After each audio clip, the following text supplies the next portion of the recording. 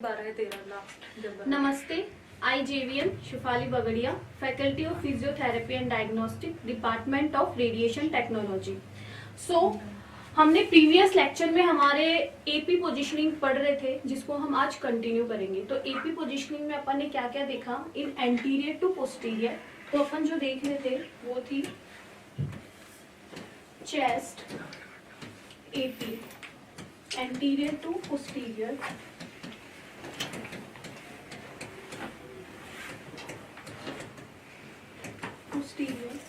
जिसमें अपन ने प्रीवियस लेक्चर में क्या क्या स्टडी की। हमने चेस्ट की एनाटॉमी के बारे में पढ़ा, हमने इंडिकेशंस के बारे में पढ़ा या फिर डायग्नोस्टिक सिम्टम जिसे बोल सकते हैं, इंडिकेशन या डायग्नोस्टिक सिम्टम।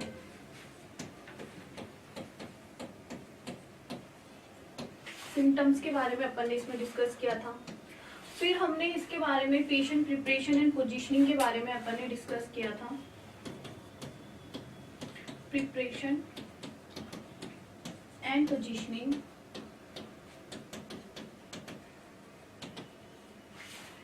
नेक्स्ट हम डिस्कस करने वाले थे अबाउट द एक्सपोजर चार्ट, कि क्या एक्सपोजर लगता है पेशेंट को जब हम पेशेंट को चेस्ट एपी पोजीशनिंग जब उसकी करते हैं। तो अपन एक्सपोजर चार्ट के बारे में अपन देखेंगे अभी। तो एक्सपोजर चार्ट में क्या है कि पेशेंट को कौन सी कितने डिस्टेंस पर अपन को रेडिएशन देनी चाहिए। तो डिस्टेंस की अगर मैं बात करूं तो बेसिकली एपी परफॉर्म करते हैं अपन सुपाइन पोजीशन में, ठीक है। तो डिस्टेंस में इसमें 100 सेंटीमीटर डिस्टेंस रखते हैं। 100 सेंटीमीटर डिस्टेंस कैसा? 100 सेंटीमीटर डिस्टेंस ट्यूब से पेशेंट का डिस्टेंस, कि एक्सरे ट्यूब से पेशेंट का डिस्टेंस कितना होना चाहिए, ठीक है, ताकि हमें एक्सपोजर पूरा मिल सके, चेस्ट पूरा कवर हो सके, ताकि डायग्नोस्ट अच्छे से हो जाए। तो इसमें डिस्टेंस 100 सेंटीमीटर रखते हैं। और फिर डिस्टेंस के बाद आता है इसके अंदर एमए, मिली एम्पियर कितना हमें देना चाहिए। एमए अपन रखते हैं 100 से 200, जो कि एक बोल सकते हैं कि एक स्टैंडर्ड वैल्यू होती है ये एमए की, 100 से 200 एमए। फिर इसके अंदर आता है एमएएस अपन इसमें देते हैं 16 से 20, 16 to 20 एमएएस अपन इसमें देते हैं। फिर उसके बाद आता है केवीपी। केवी जो होता है किलो वोल्टेज कितनी देनी चाहिए, कितना मशीन में लगाना चाहिए, ताकि एक्सपोजर जो फैक्टर्स है वो अच्छे से सेट हो जाए और अच्छे से इमेज अपन को मिल सके। तो केवी जो अपन लगाते हैं इसमें 60 to 70 इसके अंदर लगाते हैं केवी। फिर उसके अंदर बात आती है ग्रिड, की ग्रिड यूज होती है नहीं होती। ग्रिड क्या होता है एक्चुअली में? ग्रिड जो होता है वो बक्की के नीचे ही लगा होता है, एक पार्ट होता है जो स्कैटर रेडिएशन जो हमें मिलती है जब हम एक्सपोज करते हैं पेशेंट को या किसी ऑर्गन को, जिसको अपन को जिसकी इमेजिंग करनी होती है। तो क्या होता है कि एक्स्ट्रा रेडिएशन निकलती है, स्कैटर रेडिएशन निकलती है, ताकि स्कैटर रेडिएशन अब्सॉर्ब हो जाए, जो या तो पेशेंट को या फिर जो वर्कर होता है, टेक्नोलॉजिस्ट होता है, उनको एक्स्ट्रा रेडिएशन ना लगे, ठीक है ना। ग्रिड जो होता है इसके अंदर अपन ग्रिड यूज करते हैं, ठीक है। फिर उसके बाद में बात आती है ग्रिड के बाद अपन इसके अंदर फोकल स्पॉट की अगर मैं बात करूं तो इसका फोकल स्पॉट जो होना चाहिए वो लार्ज होना चाहिए, मतलब फोकल एरिया लार्ज होना चाहिए ताकि वो पूरा कवर हो जाए। तो this is the exposure chart of AP. Then उसके बाद में इसके अंदर आती है बात सेंटर रे की, कि सेंटर रे जब अपन एक्सपोज करते हैं तो एपी पोजीशन में सेंटर रे कहाँ से पास आउट होनी चाहिए ताकि पूरा चेस्ट वो है कवर हो जाए। तो सेंटर रे की मैं बात करूं तो centre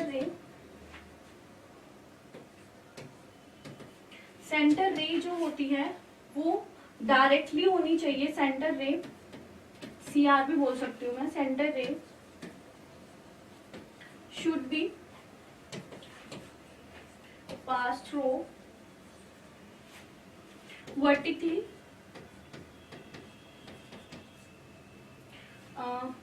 T5 at the point of मतलब T5 पर, T5 जो वर्टिब्रा होती है अपनी, वहां से सेंटर एक पास आउट होनी चाहिए।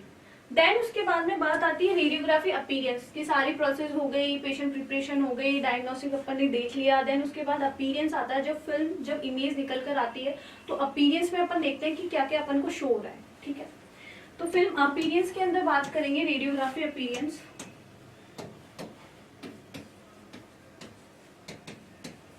रेडियोग्राफी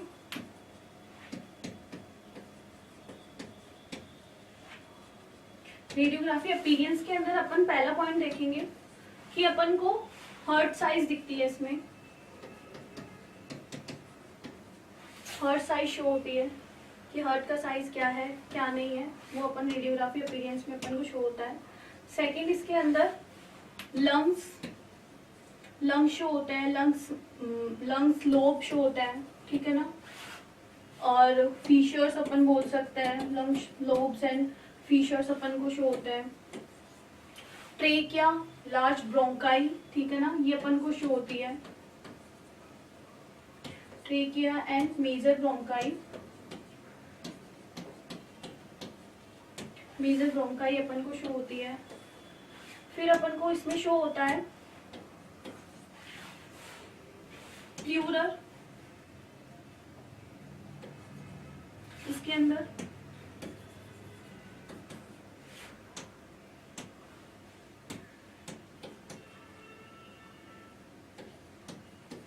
प्लूरल स्पेस अपन को शो होता है। इसमें रिप्स जो होती है, अगर कोई फ्रैक्चर है, इफ एक्सीडेंटल केस है तो अपन को फ्रैक्चर, रिप्स में फ्रैक्चर या वो अपन को शो होता है।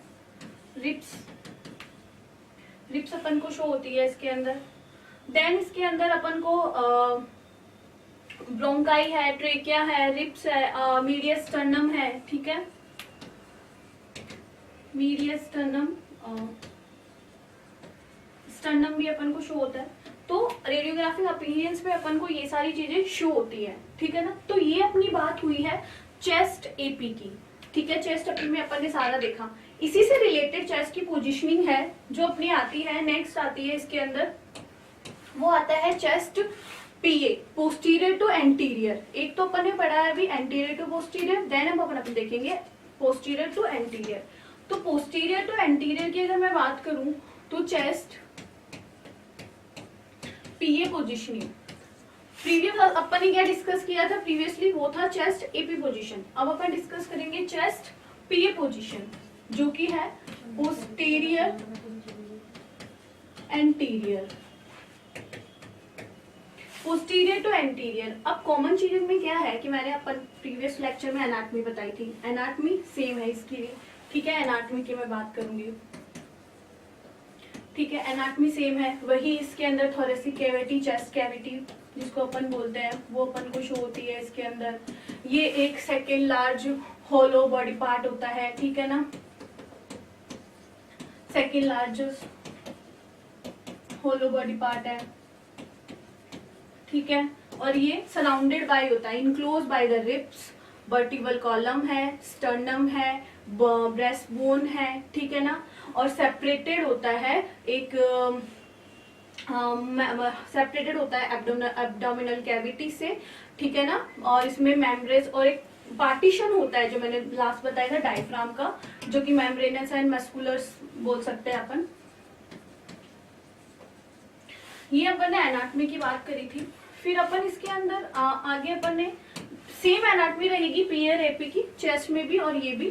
देन एनाटॉमी के बाद में हम अपन ने देखा था इसके अंदर इंडिकेशंस देखे थे। इंडिकेशंस बोल दो या फिर जैसे मैंने बोला कि डायग्नोस्टिक सिम्टम्स अपन इसको बोल सकते हैं। तो इंडिकेशंस में अपन ने सब देखा था कि ब्रीथिंग डिफिकल्टी हो तो अपन सेम वही चीज है इसके अंदर, ब्रीथिंग डिफिकल्टी हो तो अपन इसको करेंगे। लंग कैंसर हो सो अपन इसको करेंगे आइडेंटिफाई। देन उसके बाद में है फीवर है तो अपन करेंगे चेस्ट पेन है या चेस्ट पेन है, चेस्ट इंजरी है किसी तरह की तो अपन इसको परफॉर्म करेंगे, ठीक है ना। फिर उसके बाद में है कि इंजरी हो गई या फिर एम्फाइसीमा हो गया एम्फाइसीमा के बारे में मैंने आपको बताया था कि एम्फाइसीमा क्या होता है कि लंग डिजीज ही होती है एक तरह की, जिसमें एल्वेलाई का डैमेज हो जाता है। एल्वेलाई की जो वॉल होती है उनका डैमेज हो जाता है, तो उसको अपन एम्फाइसीमा कहते हैं। देन इसके अंदर आता है अपना निमोनिया। अगर निमोनिया है तो अपन उसको परफॉर्म करेंगे, ठीक है। और उसके बाद है फ्लूइड या एयर का collection around the lungs. Lungs के अराउंड फ्लूइड या एयर का collection, fluid and air collection,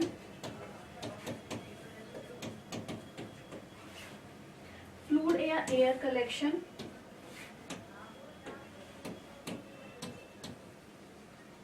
around the lungs. Okay, तो that is the indication, diagnostic symptom जिसको बोल सकते हैं। देन उसके बाद बात आती है पेशेंट प्रिपरेशन की। बाद में बात आती है पेशेंट प्रिपरेशन की कि पेशेंट का प्रिपरेशन अपन को कैसे करना चाहिए। सेम चीज है कि पेशेंट प्रिपरेशन में अपन को जो एसेसरीज है, मेटेलिक एसेसरीज है, ज्वेलरीज है, सबको रिमूव करवा देना चाहिए। पेशेंट को बोलना चाहिए should be wear the hospital gown, ठीक है। देन उसके बाद में पेशेंट की पोजीशनिंग आती है। पोजीशनिंग में क्या करेंगे, patient positioning, patient positioning, patient positioning में patient should be stand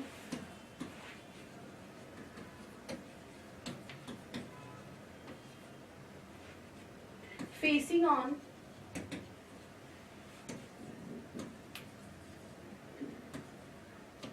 upright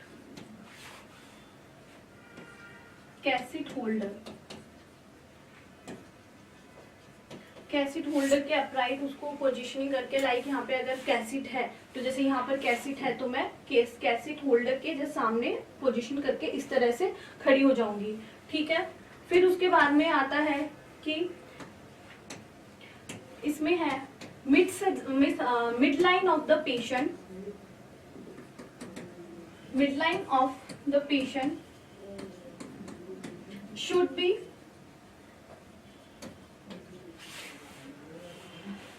in the midline of the cassette. Midline की patient और midline of the in the midline of the cassette should be in the midline of the cassette. Cassette की midline में होनी चाहिए। Then उसके बाद में क्या होता है कि जो कैसेट जो होती है should be about the 2 to 3 centimetre of the cassette, मतलब शोल्डर से जो कैसेट है 2 to 3 सेंटीमीटर अबाउ होनी चाहिए कैसेट के, ठीक है ना। शोल्डर कैसेट शोल्डर से 2 से 3 सेंटीमीटर अबाउ होना चाहिए। ये इसकी पोजीशनिंग आ गई। देन उसके बाद में इसके अंदर आफ्टर द पोजीशनिंग इसके अंदर अपन क्या करते हैं, 2 से 3 सेंटीमीटर ऊपर होना चाहिए। आफ्टर पोजीशनिंग इसके अंदर एक्सपोजर चार्ट आता है। एक्सपोजर चार्ट में सिर्फ थोड़ा सा ही डिफरेंस है। एक्सपोजर चार्ट में थोड़ा सा ही डिफरेंस है। एक्सपोजर चार्ट में क्या होता है कि इसके अंदर केवी की बात करेंगे तो सेम है जो अपन ने प्रीवियसली देखा था। केवी की बात करेंगे वो 55 से 60 लेंगे, ठीक है। और एमएएस की बात करेंगे वो 16 से 20, जो कि सेम है। रेडियोग्राफिक अपीयरेंस में बात करेंगे। रेडियोग्राफिक अपीयरेंस में अपन को इसके अंदर कुछ चीजें देखने को मिल जाती है। रेडियोग्राफिक अपीयरेंस की अगर मैं बात करूं, रेडियोग्राफिक अपीयरेंस जिसके अंदर अपन को राइट ऑरिकल देखने को मिल जाता है, लेफ्ट ऑरिकल देखने को मिल जाता है, लेफ्ट वेंट्रिकल, राइट वेंट्रिकल देखने को मिल जाता है, ट्रेकिया अपन को इसमें देखने को मिल जाता है, ठीक है। सुपीरियर वेना केवा है, सुपीरियर वेना केवा है इसमें देखने को मिल जाती है। सेम है इसके अंदर इंफीरियर वेना केवा अपन को देखने को मिल जाती है। तो ये सारी चीजें हैं अपन को अपीयरेंस में शो हो जाती है रेडियोग्राफिक इमेजिंग में। और इसमें लास्ट नॉट द लेस्ट पॉइंट है, इसके अंदर है सेंटर रे। सेंटर रे जो होती है इसके अंदर वो अपने हॉरिजॉन्टली, जैसे अपन ने एपी में पढ़ा था, वर्टिकली पास आउट हो रही थी, इसमें हॉरिजॉन्टली पास होती है डोर्सल 5th से, ठीक है ना। 5th वर्टिब्रा से पास होती है इसके अंदर हॉरिजॉन्टली। और ये सारी चीजें अपन ने इसमें देखी है। नेक्स्ट टॉपिक अपन we will discuss about the next topic in next class. Thank you so much students.